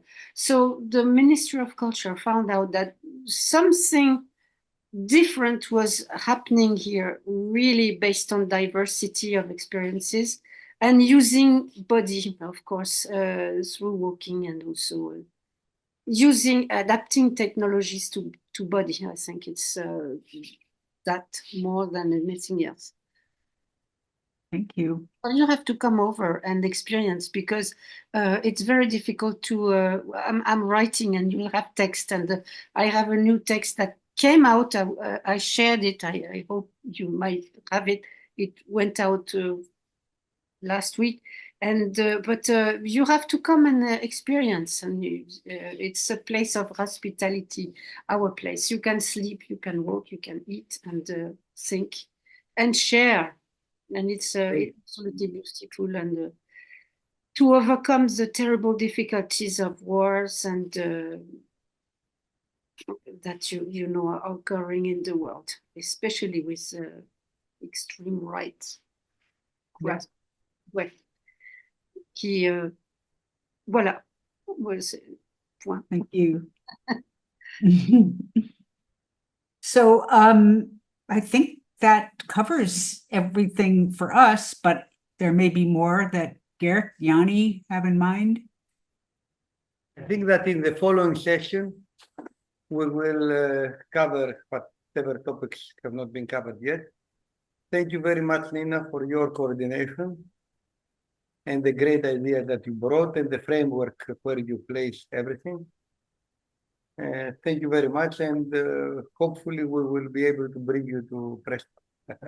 Again. Again. Thank you, everybody. It was great. If you don't want to come, we will not invite you. Don't worry. It was great to meet you all, and it was a pleasure and very inspiring for me. Thank you, merci. Bye-bye. Thank you. Ma tête est là-bas. Obrigada. So hello. Now we enter in our third session, which is about all of us. Now we are also a community, speaking about the word community. Geert and myself, we will present the opportunities that there are for you to join this process, and how you can, of course, in the website, Kostas has already shared with you the website link, but we can also, some of you might have already read a number of things or been informed about that, but I think that we are here and we can answer the question.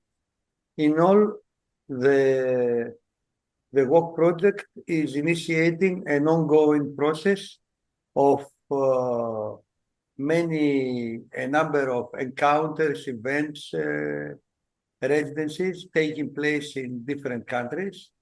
Some of them, in every place, there are some positions that are, let's say, supported from the the European funds. But others you can join at your own expense. Of course, there is always an effort to make this as to create an environment that is as supportive as possible. So there are, from the partners that are here, with the exception of WLC that creates online events, and the Action Synergy that has managerial duties and is doing this part of the job. The other 5 create a constant flow of events that take place. You heard already about the working body. You already heard about Sylvie's Giga Circus. And you already heard also about Clara Gari's Grand Tour that finished a few days ago. We are now, we have ahead of us another working body in Portugal, in Guimarães, in March of 25, and then the Encounters conference in Prespa in the first week of July, from the 30th of June to July 7th. And in the meantime, there are also many conferences, cafes as we call them, where you can register and attend for free. There is one that takes place, let me say the correct date. It is on Wednesday, September 25th at 19:30 CST, where the Grand Tour will be presented.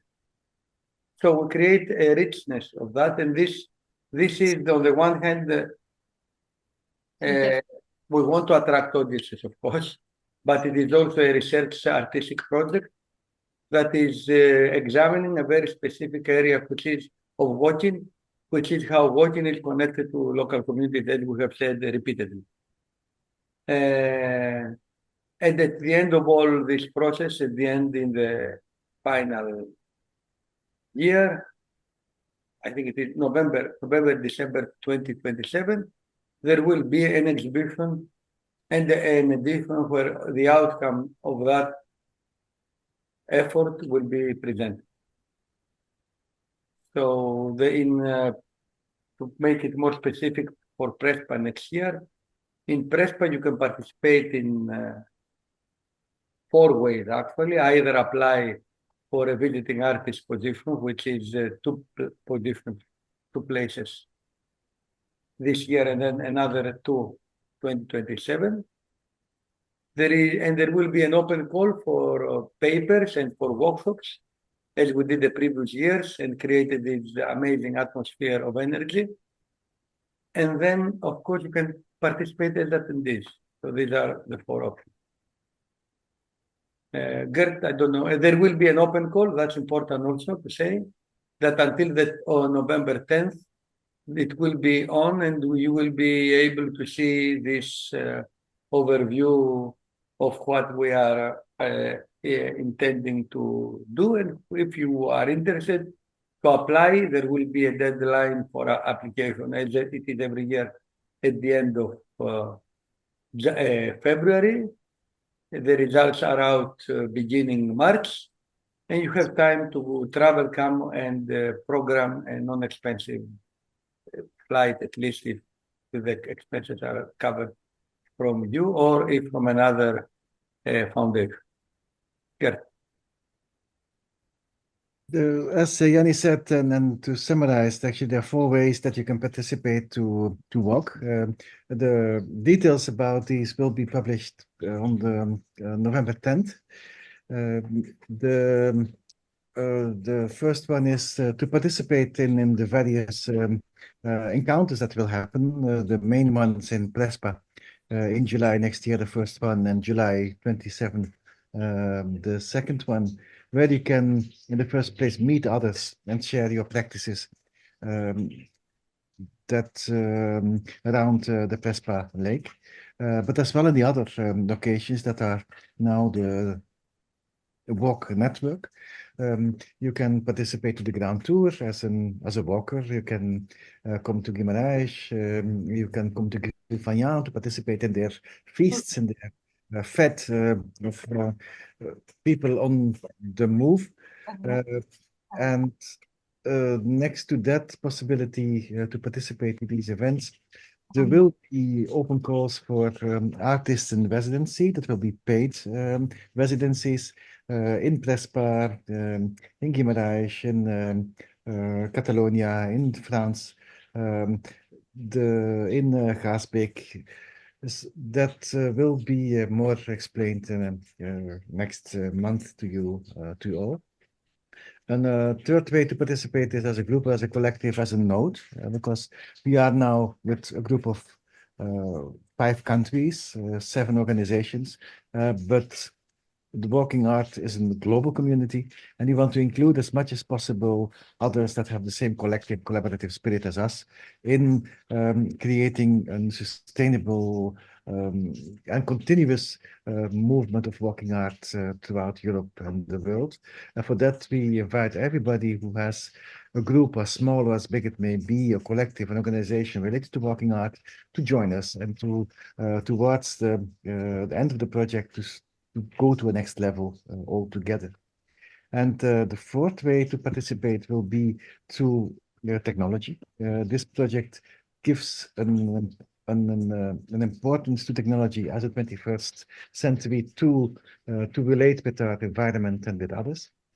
There will be collaborative artworks that are completely digital and technological, for which artists around the world, collectives, will be invited to take part and to be instructed to use these practices in their own work. This is what we would like to sketch for you for the moment. After diving into community, hoping that this is a start of a thriving community that brings us together as walking artists and creatives.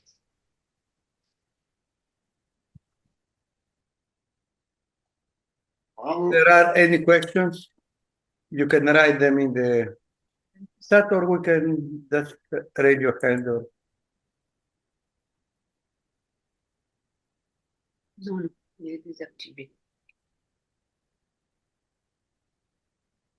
Okay, it seems that people are exhausted.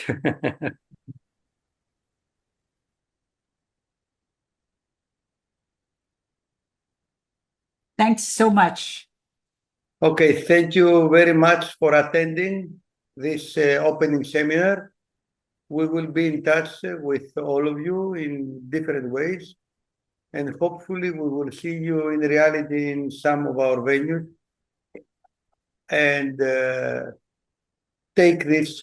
We are in a journey for the next 4 years almost. Thank you very much for being with us. It was a great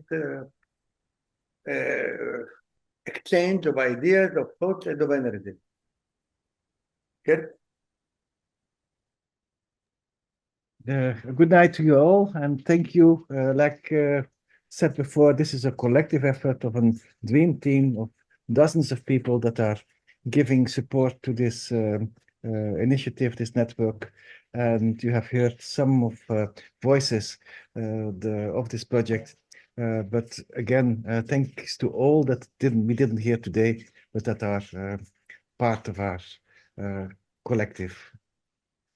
And hoping to see you again on our next events and in person at one in Prespa, in Gaasbeek, in Catalonia, in Guimarães, in Vivant, in the coming years.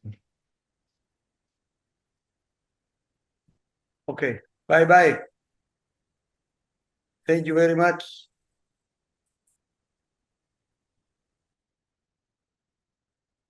Hello to all our colleagues here. Hi, Miguel.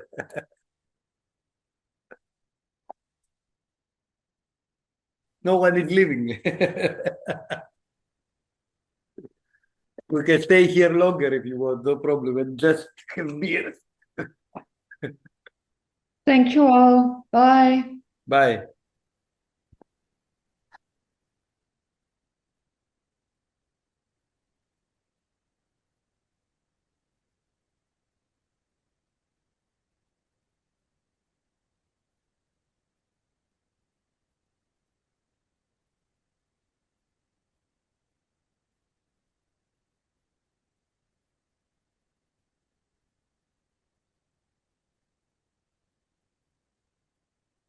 Λοιπόν, Σοφία, τα λέμε. Ναι, να το κλείσουμε, να το κλείσω. Έχω τη δυνατότητα να το κλείσω τώρα, είναι αγένεια. Νομίζω ότι είναι αγένεια. Είναι αγένεια, γιατί Περιμένω να εμείς φύγουν ακόμα όλοι. περιμένουμε. Όχι να φύγουν, να Δεν φύγουν όλοι. πειράζει, θα είμαι εγώ. Το έχω μάθει, Περιμένουμε εμείς. δεν φύγω. Άμα δεν κλείσει, φύγουν όλοι. Το έχω μάθει. Την έχω πατήσει πολλές φορές. Δεν ήξερα ότι υπήρχε και ψηφιακή αγένεια, το έμαθα και αυτό, τελείωσε η ιστορία. Καλό βράδυ, ευχαριστούμε πολύ, Γιάννη. Γεια σου, Σοφία. Γεια σας, καλό βράδυ.